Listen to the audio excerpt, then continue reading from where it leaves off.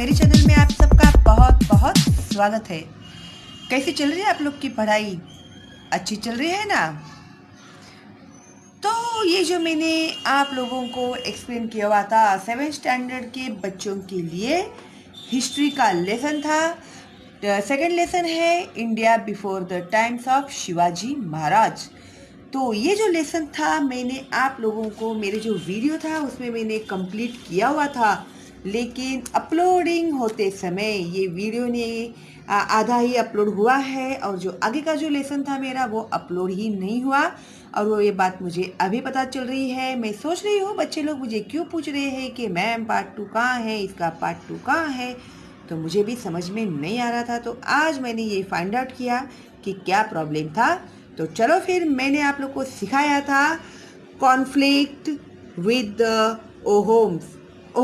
Okay, तो यहाँ तक अपना ये लेसन हो गया था और ये सिर्फ स्टार्टिंग में थोड़ा सा ही इसमें का पार्ट आया है conflict with the six.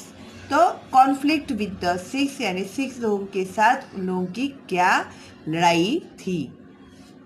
The 9th Guru of the six, Guru Tegh Bahadur protested strongly against Aurangzeb's policy of religious intolerance। अभी ये जो गुरु तेग बहादुर थे उन्होंने औरंगजेब के खिलाफ उसकी जो पॉलिसी थी ना वो जो धर्म के बारे में वो बहुत ही डिसरिस्पेक्ट करता था। वो बिल्कुल भी किसी के धर्म को रिस्पेक्ट नहीं करता था। तो जो तेग बहादुर थे उन्हें उनका बहुत गुस्सा आता था और उन्होंने उसके खिलाफ उनसे बगावत की थी। Aurangzeb imprisoned him and beheaded him in 1675 CE। तो उन्होंने उन्हें क्या किया, बी हेडेड यानी उनका सर कलम कर दिया उन्होंने, कभी 1675 में। After him Guru Govind Singh became the Guru of the six. फिर उसके बाद उनके गुरु कौन बने सिख लोगों के? तो गुरु गोविंद सिंह बने। Guru Govind Singh organised his followers and encouraged their martial spirit. अभी जो गुरु गोविंद सिंह थे उन्होंने अपने जो फॉलोअर्स थे उन लोगों को भी एनकरेज किया। गुरु गोविंद सिंह ने क्या किया, उनके जो फॉलोअर्स थे उन लोगों को उन्होंने एनकरेज किया हर गलत काम के खिलाफ लड़ने के लिए। He organised the 6 youths into a fighting force called the Khalsa Dal. ये क्वेश्चन आप लोग को एग्जाम में जरूर आएगा। एक तो वो फिल इन द ब्लैंक्स में आएगा या फिर आंसर इन 1 सेंटेंस में आएगा, तो इसे अंडरलाइन करना आप लोग। तो ही यानी Guru Govind Singh organised the 6 youths into fighting force called the Khalsa Dal. उन्होंने जो फाइटिंग फोर्स खड़ी की उसे खालसा दल नाम दिया। Their headquarters were at Anandpur. उनका जो हेड क्वार्टर था, ये जो सब यूथ जो थे जमा होते थे वो कहाँ जमा होते थे? आनंदपुर में। Aurangzeb sent his army to fight the Sikhs. और वहाँ पर औरंगजेब ने उसके सैनिकों को भेजा उन लोगों से फाइट करने के लिए। His army attacked Anandpur. Aurangzeb की जो आर्मी थी उसने आनंदपुर पर अटैक किया, हमला किया। Although the Sikhs fought fiercely. और सिख लोगों ने भी उनका मुकाबला बहुत ही जोर शोर से किया। दे डिड नॉट सक्सीड, लेकिन वो लोग सफल नहीं हो पाए। After that Guru Govind Singh came to the Deccan in 1708 CE यानी क्रिश्चियन इरा। तो गुरु गोविंद सिंह उसके बाद डेक्कन चले गए। There was an attempt on his life when he was at Nanded. और उनकी वहाँ पर ही गुरु गोविंद सिंह जब नांदेड़ में गए थे तभी उनके ऊपर हमला हुआ था। And soon after the Guru succumbed to his wounds। और उस हमले में वो जो जख्मी हो गए थे उसमें ही उनकी मौत हो गई। कॉन्फ्लिक्ट विथ राजपूत, अभी राजपूत के साथ क्या लड़ाई हुई? Akbar had secured the cooperation of the Rajput with his policy of amicable relations। अभी ये जो बादशाह अकबर जो थे तो उन्होंने क्या किया, राजपूतों को अपने साथ मिला लिया। किसने? राजा अकबर ने उनसे रिलेशन जो थे उसने अच्छे किए। Aurangzeb could not obtain the cooperation of Rajput, लेकिन ये जो औरंगजेब जो था उसे राजपूत लोगों का सपोर्ट मिलाना मुमकिन नहीं हुआ। After the death of Rana Jaswant Singh of Marwar, Aurangzeb annexed his kingdom to the Mughal empire. तो जैसे ही जसवंत सिंह की मौत हो गई तो औरंगजेब जो था उसने उसका जो किंगडम था उसे अपने एम्पायर में मिला लिया।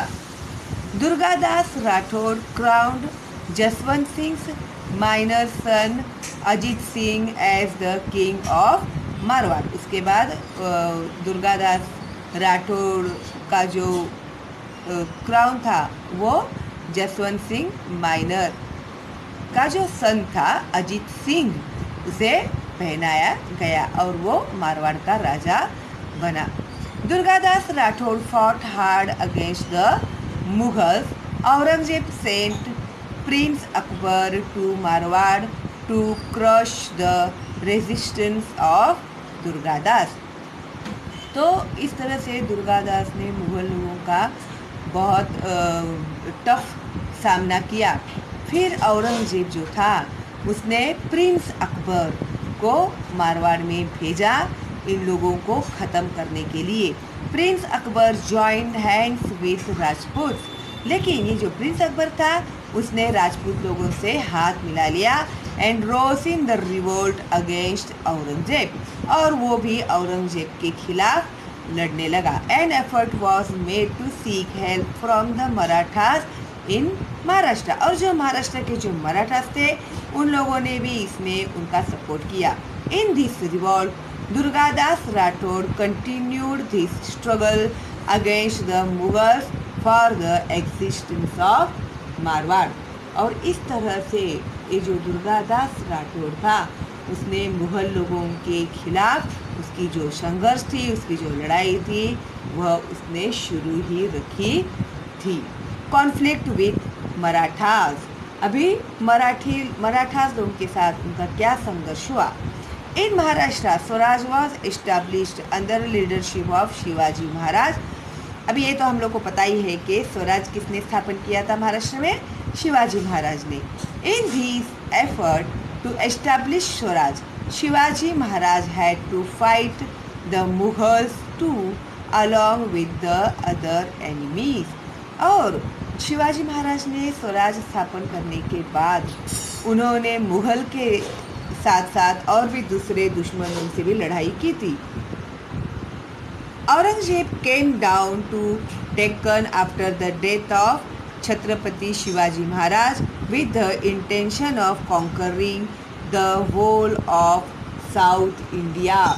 और शिवाजी महाराज के मृत्यु के बाद औरंगजेब ने दक्षिण साउथ में का जो इंडिया था उसको जीत कर वह दक्कन में आया।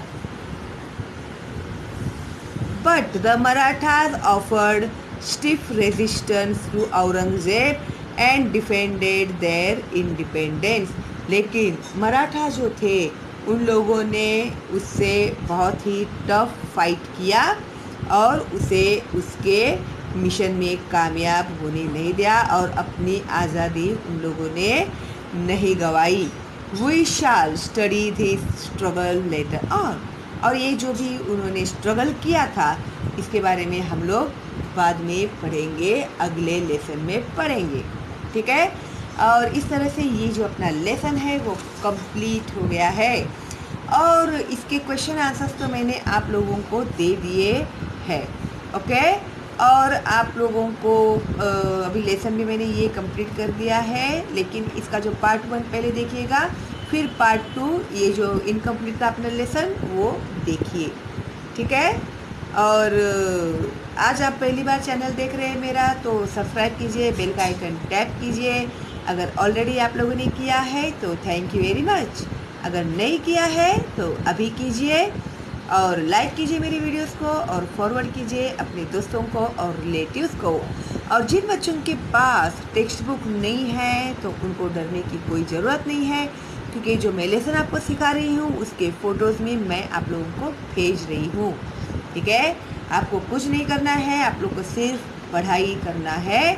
जब ये लॉकडाउन ख़त्म हो जाएगा, आप लोग के स्कूल शुरू हो जाएंगे तो आप लोगों के ऊपर बहुत ज़्यादा लोड नहीं आएगा पढ़ाई का। इसके लिए ये जो लॉकडाउन है उसका फ़ायदा उठाइए और अपनी पढ़ाई ज़ोर शोर से शुरू कर दीजिए। ओके, और कैसा लगा मेरा वीडियो आप लोग मुझे कमेंट बॉक्स में बताइए। अगर आपको कोई डाउट है तो आप लोग मुझे पूछ सकते हैं, अगर कोई डाउट नहीं है तो एक थैंक्स तो मेरे लिए बनता ही है ना।